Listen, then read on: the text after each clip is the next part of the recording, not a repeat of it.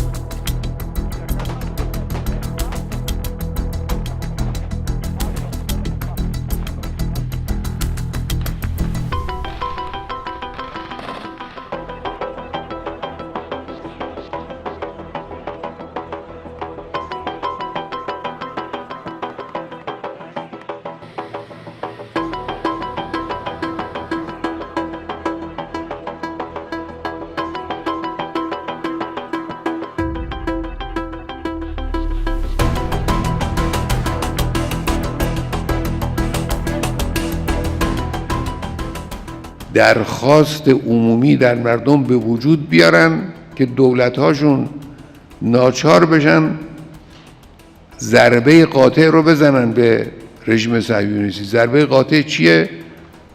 ما نمیگیم وارد جنگ بشن که نمیشن و نه حالا برای خیلیشون ممکن هم شاید نیست، اما میتونن قطع رابطه اقتصادی بکنن.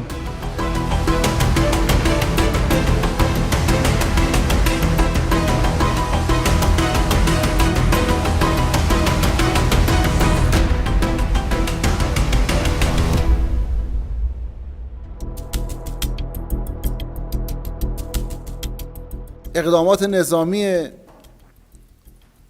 آمریکا و انگلیس در منطقه از جمله حملات نظامی این دو کشور به یمن، به عراق، به سوریه و تداوم حمایت از جنگ طلبی رژیم غاصب اسرائیل متناقض با شعارها، پیامها و ادعاهایی است که اینها میدهند مبنی بر این که مایل به دامنه گسترش جنگ و بحران در منطقه نیستند.